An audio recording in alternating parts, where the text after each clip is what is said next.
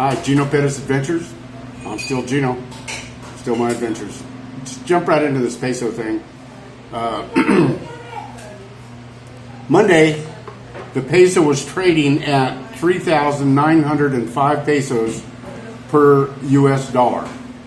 Today, it's trading at $4,138, 1,138.5 pesos per US dollar. That's a decline of 5.5% in 4 days. So you can see what I was talking about in the other video is starting to happen. They were talking about right after the election, depending on the confidence that people have in Maduro and Petro,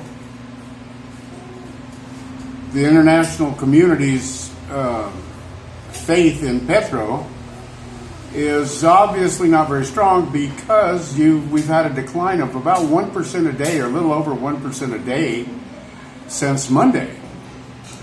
And I had a lot of people comment on, well, Geno, what happens if it goes to 20,000? You said there might be a problem. I said, well, sure, there can be a problem, because today, if you buy 100 million peso property, that is 25,000 US dollars. At 5,000 to 1 is 20,000 US dollars. At 6,000 to 1 is 16,666 to 1. If it goes to 20,000 pesos for a dollar, the same $100 million house will only cost you $5,000 US. Okay. Here's the kicker. The kicker is if it gets completely nuts and completely out of control, like Venezuela did, where it took them a wheelbarrow full of bolivars to buy a loaf of bread, and the only thing that has stabilized the country somewhat is they're not trading in bolivars anymore. They have a currency, but they don't use it. Nobody will take it. And what are they trading in? They're trading in US dollars. So, okay.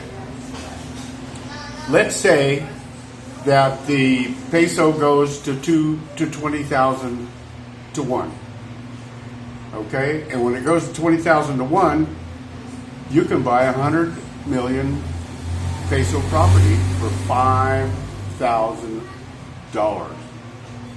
The craziness is if it goes for more, if it goes to 40,000 to 1, 100,000 to 1, then everybody, the country's screwed, the currency is toast, regardless. You just bought a really nice 100 million peso home or apartment or automobile, for that matter, for $5,000.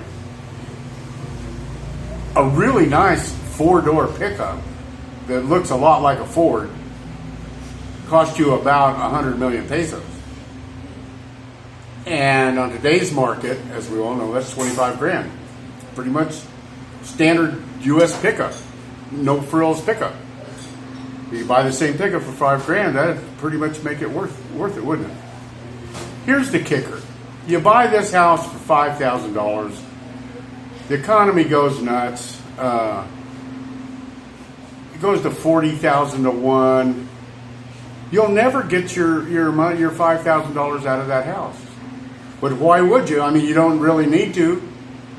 If you're going to live in it, if you're going to rent it, if you're going to keep it, if you're going to whatever, you're not losing any money until you sell that house.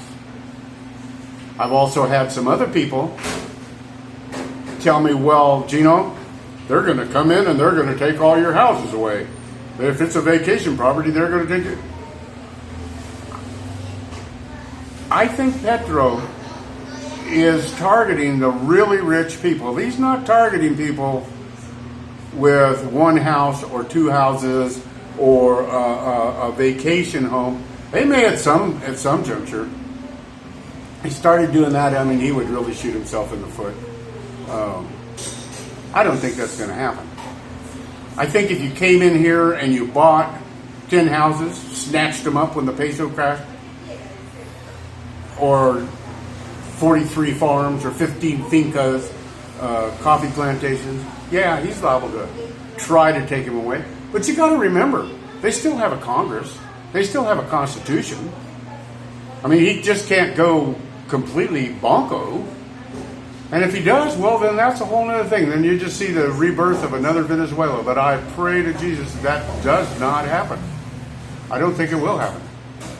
I don't know.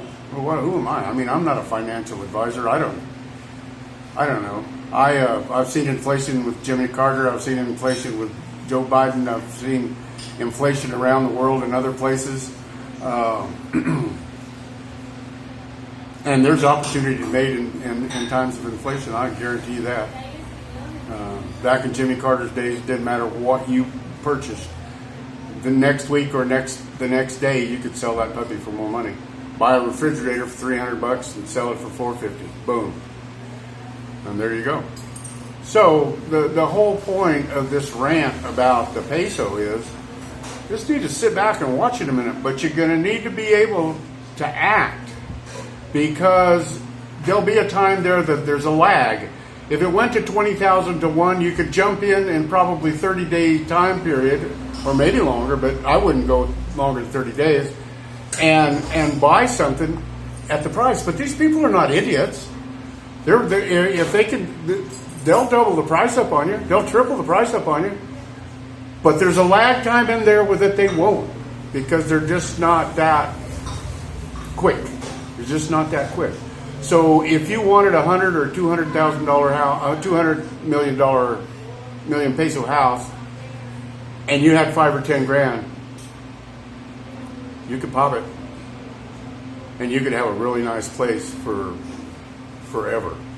What happens to Colombia in the next 6 months, 6 days, 6 months, 6 hours, 6 years? I have no clue. I have no clue. The people of Colombia wanted a change. I hope they got the change that they were looking for. I'm afraid they're going to get more change than they want. But that's just me. I'm an old guy. What do I know? I don't know anything. Well, I know a little. So anyway, God bless Colombia.